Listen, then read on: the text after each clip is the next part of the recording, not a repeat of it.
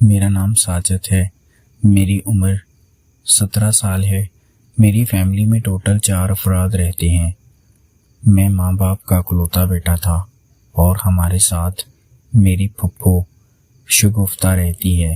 میری پھپھو شگفتہ شادی شدہ ہے اور اپنے گھر والی ہے، لیکن میری پھپھو شگفتہ کے شوہر باہر کے ملک جاب کرتے ہیں، اس لیے امی ابو نے بولا تھا کہ تم ہمارے پاس ہی رہو، کیونکہ شگفتہ میرے ابو کی بہن تھی اور وہ ہمارے ساتھ بہت اچھا تعلق رکھتی تھی، میرے ابو سے بہت محبت کرتی تھی۔ اس لیے میری پھپھو شگفتہ کو ابو نے مشورہ دیا تھا کہ تم ہمارے پاس ہی شفٹ ہو جاؤ۔ میری پھپھو شگفتہ کے پاس اولاد نہیں تھی اور ہماری رہائش لاہور کی ہے۔ پھپھو شگفتہ بھی ہم سے 3 گلیاں چھوڑ کر ہمارے محلے میں ہی رہتی تھی، تو ابو نے پھپھو شگفتہ کو مشورہ دے دیا تھا کہ تم ہمارے پاس ہی رہا کرو، کیونکہ تم اکیلی رہتی ہو اور اس عمر میں ایک مرد کے سہارے کی ضرورت ہوتی ہے، تو تم ہمارے پاس ہی آ جاؤ۔ کئی دفعہ میں اپنی پھپھو شگفتہ کے گھر چلا جاتا تھا اور وہاں پر رات رکتا تھا، لیکن اب میری پڑھائی چل رہی تھی تو میرا وقت ضائع ہو رہا تھا، اس لیے ابو نے میری پھپھو شگفتہ کو ہمارے گھر ہی شفٹ کر لیا تھا۔ میں یہاں پر تھوڑا اپنی پھپھو شگفتہ کے بارے میں بتاتا چلوں۔ میری پھپھو شگفتہ شادی شدہ ہے اور اس کی عمر 35 سال ہو چکی ہے۔ میری پھپھو شگفتہ دکھنے میں بہت خوبصورت ہے اور اس کی خوبصورتی کے ہمارے پورے خاندان میں چرچے تھے۔ میں ہمیشہ سے شگفتہ پھپھو کا فین تھا اور اس کے اوپر مرتا تھا، لیکن رشتوں کی آڑ میں آ کر میں نے کبھی بھی اپنی خواہش کا اظہار نہیں کیا تھا اور پھپھو شگفتہ سے ڈرتا تھا کہ ایسا نہ ہو کہ میں یہاں پر کچھ غلط کر جاؤں، پھپھو شگفتہ ابو کو بتا دے اور پھر مجھے ڈانٹ پڑے، اس لیے میں نے کبھی بھی پھپھو سے اپنی خواہش کا اظہار نہیں کیا تھا۔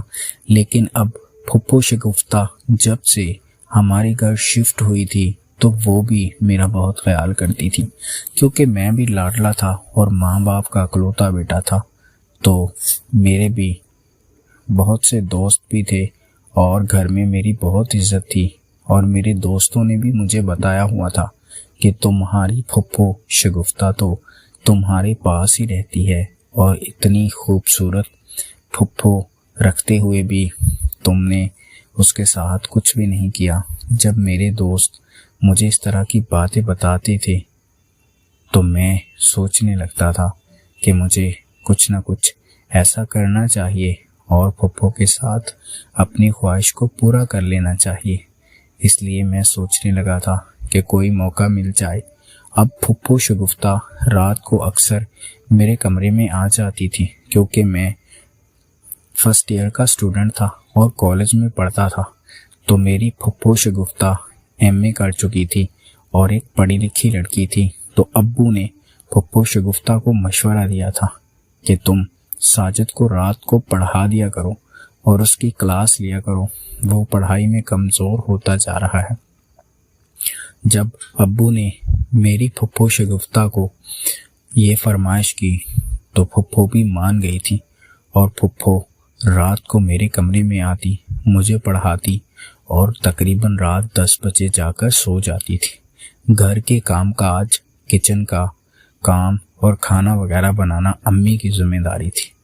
پھپھو شگفتہ کی گھر میں سرداری چلتی تھی، ابو اس کی ہر بات مانتے تھے اور اس کو بہت عزت دیتے تھے، اس لیے پھپھو بھی گھر میں سکون سے رہ رہی تھی۔